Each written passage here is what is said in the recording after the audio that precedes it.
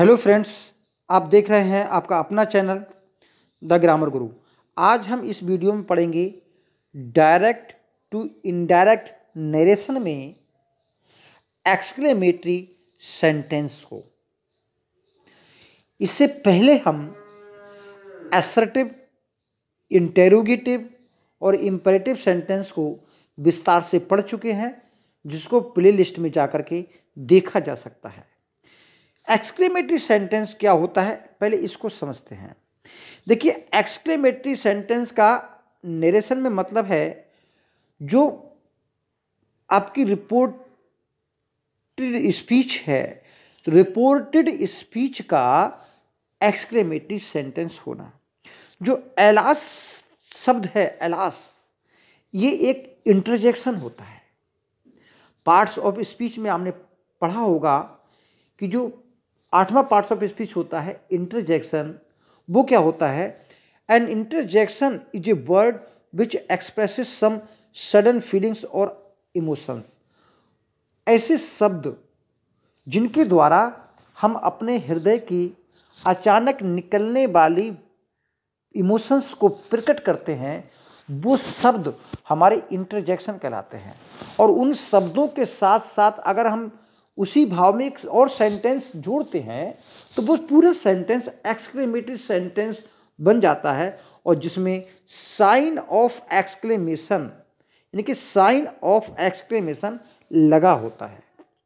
तो जो हमारे एक्सक्लेमेटरी सेंटेंसेस होते हैं उनसे, यानी हमारे जो इंटरजेक्शंस होते हैं उनसे जॉय के भाव प्रकट होते हैं, दुख के भाव प्रकट होते हैं, सरप्राइज के भाव प्रकट होते हैं, या किसी को शाबाशी देना, ऐसे भाव प्रकट होते हैं। तो जॉय प्रकट होता है हुर्रा, हुज्जा, आहा। एलास से दुख का भाव प्रकट होता है ओहो से, ओहो। ओह से भी दुख का भाव प्रकट होता है। सरप्राइज हा, व्हाट, या हाउ, या कह सकते हैं बाव। ये इनसे जो है हमारे आश्चर्य के भाव प्रकट होते हैं। तो नेचुरल है कि जो हम सेंटेंसेस इसमें बनाएंगे, एक्सक्लेमेटरी सेंटेंस जो हम बनाने जा रहे हैं, तो उन सेंटेंसेस में यही तो भाव प्रकट होंगे। तो जैसा कि हम आज तक पढ़ते चले आ रहे हैं, या सबने भी कहा होगा कि हमारा जो हमारा जो नरेशन है, जब हम डायरेक्ट से इनडायरेक्ट चेंज होते हैं तो उसमें 3 प्रकार के चेंज होते हैं। नंबर 1 वर्ब में चेंज, कॉमा इन्वर्टेड कॉमा में चेंज, और नंबर 3 जो है वो रिपोर्टेड स्पीच में चेंज।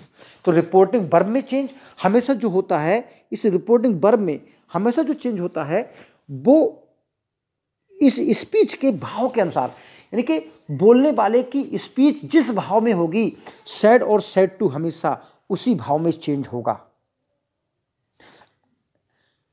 तो यहां पर इस सेंटेंस को देखते हैं। He said alas I have ruined, अफसोस मैं बर्बाद हो गया। दुख का भाव है। तो जो एक्सक्लेम्ड करेंगे, एक्सक्लेम्ड विद सोरो।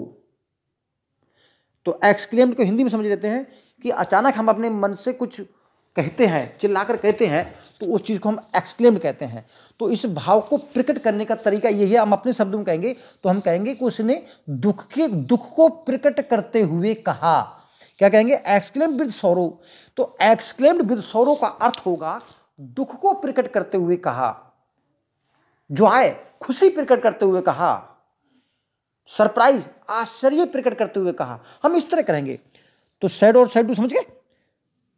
फिर कॉमा इन्वर्टेड कॉमा हटा कर दैट लगा देंगे, और शेष सेंटेंस को हम असर्टिव बना करके फिर हम प्रोनाउन चेंज करेंगे और उसका टेंस चेंज करेंगे। समझ गए? तो सैड को एक्सक्लेम्ड विद सोरो, कॉमा इन्वर्टेड कॉमा हटाकर दैट, और he had ruined, I have ruined का ही हैड रूइंड में बदल देंगे। और जो एलास शब्द है वो इस भाव में समाहित हो जाता है। तो उम्मीद कर रहे हैं समझ में आ गया होगा। बस यही है इसमें से, और ज़्यादा बहुत कुछ नहीं है। तो देखिए इसके रूल्स क्या हैं। सैड और सैड टू को जब आप चेंज कर रहे हैं तो क्या करेंगे, भाव के अनुसार। एक्सक्लेम्ड विद सोरो, एलास होगा तो एक्सक्लेम्ड विद सोरो, दुख प्रकट करते हुए। एक्सक्लेम्ड विद जॉय, हो रहा है तो एक्सक्लेम्ड विद जॉय, खुशी प्रकट करते हुए। बाव, exclaimed with surprise, exclaimed with wonder, आश्चर्य प्रकट करते हुए। एक्सक्लेम्ड विद रिग्रेट, जब किसी बात में खेद प्रकट करना होगा तो खेद प्रकट करते हुए। ये हम सैड और सैड को इस भाव में चेंज कर देंगे जैसा कि हमारी रिपोर्टेड स्पीच का भाव होगा। समझ गए। दूसरा, कॉमा इन्वर्टेड कॉमा हटा करके हम दैट लगाते हैं। दैट क्यों लगाते हैं? क्योंकि हम सेंटेंस को असर्टिव बनाते हैं। क्योंकि हमारा जो भाव हम किसी को बताएंगे, जब बोलने वाला किसी को अपने शब्दों में बताता है तो वो उसी भाव में नहीं बताता, ये कहता है कि उस भाव को बताते हुए, यानी कि अपनी गुस्सा प्रकट करते हुए, दुख प्रकट करते हुए, सुख प्रकट करते हुए उसने कहा, तो हम सेंटेंस को दैट से जोड़ देते हैं और सेंटेंस को फिर असर्टिव बनाकर टेंस और पर्सनल प्रोनाउन चेंज करेंगे और ये जो साइन ऑफ एक्सक्लेमेशन है इसको हम हटा देंगे। तो उम्मीद कर रहे हैं समझ में आ गया होगा। अब हम सेंटेंसेस प्रैक्टिस करते हैं। दूसरा सेंटेंस देखिए, the player said hurrah we have won the match, the player exclaimed with joy. That, hurrah तो हट जाएगा तो we have won the match, the players के लिए आया है तो they had won the match. तीसरा, he said how beautiful the flower is, इसने आश्चर्य प्रकट किया। एक्सक्लेम विद सरप्राइज, तो सेड क्या होगा, exclaim with surprise, exclaim with wonder, किसी को कोई लिख सकते हो। दैट, ये how beautiful the flower is है तो द, यहां से देंगे the flower is very beautiful, इसको चेंज करेंगे तो the flower was very beautiful. How को क्या किस में बदल देंगे, हाउ को हम बदल देंगे किस में, वेरी में। ठीक, वेरी ब्यूटीफुल। तो समझ में आ गया वो तीनों सेंटेंस। अगले देखते हैं, he said how dirty the room is, तो इसमें जो भाव है वो खेद प्रकट कर रहा है, बोले कमरा कितना गंदा है। तो ही एक्सक्लेम विद रिग्रेट, खेद प्रकट करते होगा। दैट, कॉमा इन कॉमा हटा करके, how dirty the room is, तो the room is very dirty, इसको हम चेंज करेंगे तो the room was very dirty. He said how intelligent you are, तुम कितने बुद्धिमान हो, तुम कितने बुद्धिमान हो, तो इसका मतलब है इसमें उसकी बुद्धिमानी पर वो आश्चर्य प्रकट कर रहा है। तो exclaim with wonder, comma in comma हटा कर, that he was very intelligent, यानी कि यू आर वेरी इंटेलिजेंट को हम क्या करेंगे, ही वॉज वेरी इंटेलिजेंट। अगला सेंटेंस देखते हैं, the teacher said bravo well done, bravo well done. तो देखिए क्या है, द टीचर अप्लाउडेड, तो यहां पर इस सेंटेंस में क्या है वो समझिए। देखिए ब्रेवो जो है वो कहा है, हम किसी को अप्रूव कर रहे हैं तो अप्लाउडेड माने शाबाशी दी, क्या कहते हुए।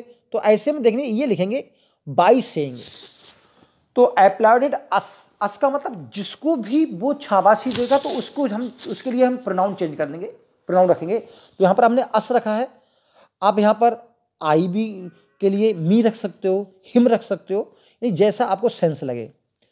यहाँ पर आप भाई मी भी कर सकते हो, भाई क्या कर सकते हो, मी कर सकते हो, यहाँ पर हिम कर सकते हो, जो आपकी मर्जी हो वो कर लिए। तो the teacher applauded us by saying that, comma जोड़ दूंगे, वी हैव डन वेल। तो वी हैड डन वेल कैसे आया बताएंगे अभी। तो हमने बी क्यों किया यहां पर, बी इसलिए किया क्योंकि हमने अस रखा, अगर मी रखा होता तो हम आई कर देते और हिम रखा होता तो ही कर देते। तो समझ गए।